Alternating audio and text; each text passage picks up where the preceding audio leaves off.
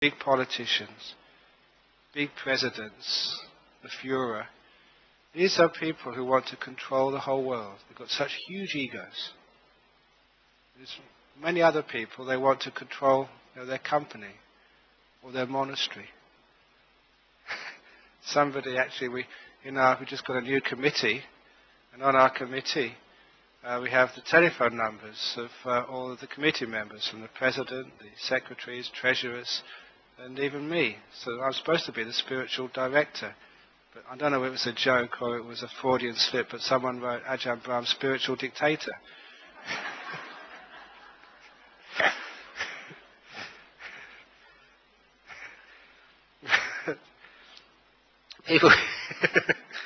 People with big egos want to control even the Buddhist societies. But, and you understand just how much suffering that is, and how much problems that sort of makes when people want to be control freaks. But how many of you want to control your family? Control your husband, your wife, your kids? That's a bit of control freak as well, isn't it? And what happens when you start to do things like that? Can you see that when you really try to control so much, that you get into a lot of suffering? And after all, what does non-self mean? This isn't me, this isn't mine. So the whole idea of actually getting to grips with non-self is like using the, what do you own? What do you think you control? What is your business anyway in life? Do you really own your children? Do you own your wife, your husband, your parents?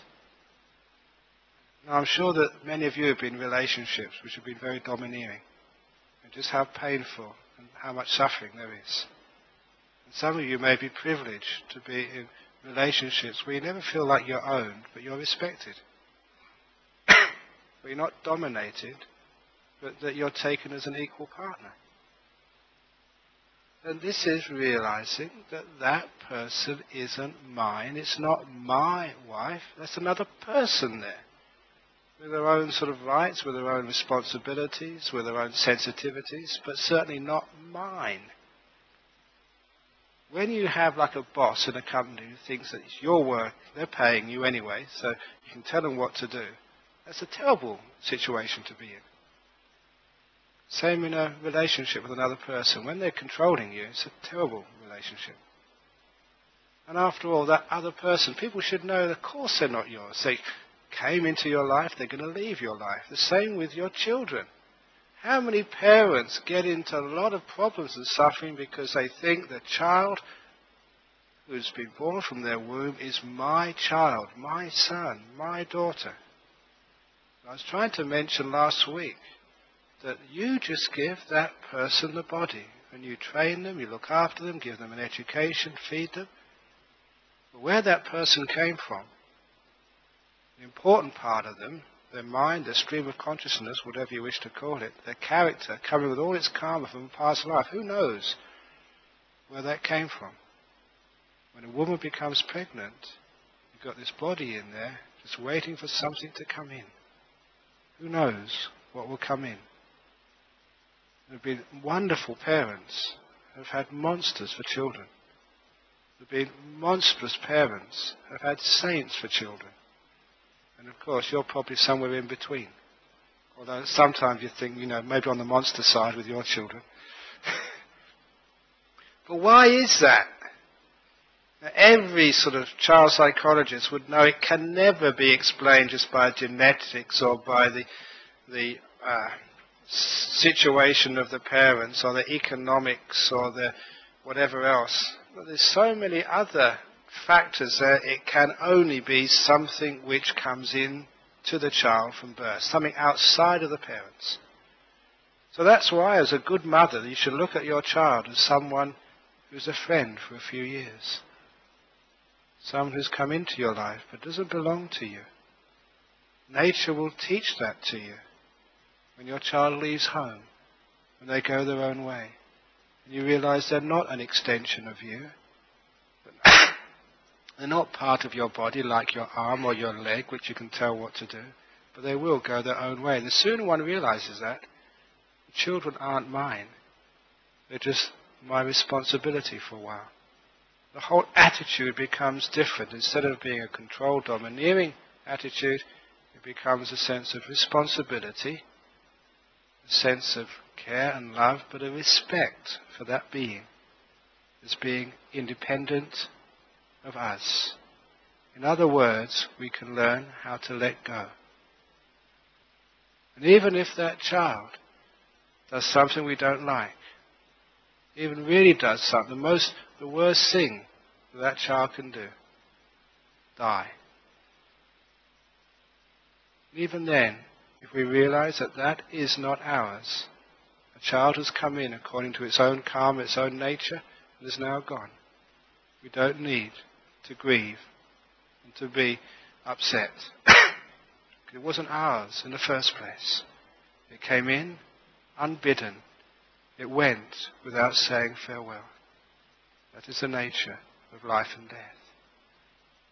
So the idea of non-self in this sense is realizing that we don't control. It's not a person who owns another person. But deeper than that, be able to let go of our loved ones, be able to let go of our possessions. They're not ours. All the things which you own in this world, your house, your car, your bank balance, doesn't really belong to you. Eventually someone else will take it. If it's not the government, it will be your children or someone else. So when we realize this is not ours, we don't tend to worry about it so much.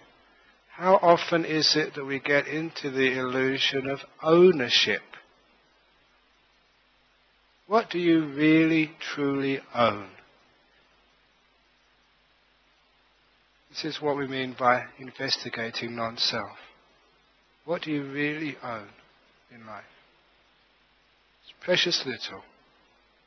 Your car, your house, your bank balance. This is just only there for a short while. When you realize you don't own it, it means you can very easily let it go when it's time. In Buddhism we have this idea of like hungry ghosts. Hungry ghosts who are so attached to their material possessions that when they die they keep hanging around. Keep hanging around looking after their possessions. What they think of their possessions. It's attachment. They won't let go. Now don't be like a hungry ghost. Be able to let go. More importantly, deeper in than our physical possessions and our loved ones, we have this thing called our body. And because we've been with this body so long, sometimes we think we really own this body. That we are this body, we identify with this body. This is again where an illusion of selfhood comes from. Very often that people think that they are sophisticated and wise enough to know this body isn't theirs. One day they've got to leave this body, they've got to die. But how many people are really prepared for that?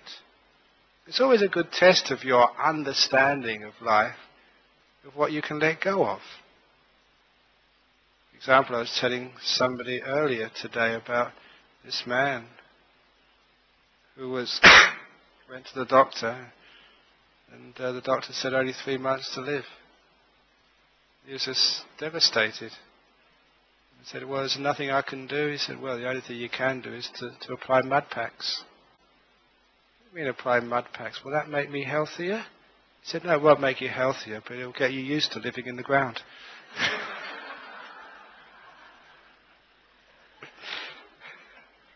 Thank you.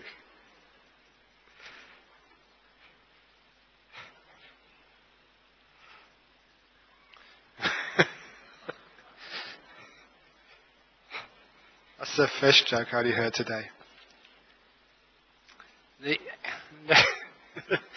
Nevertheless, so when we actually look upon this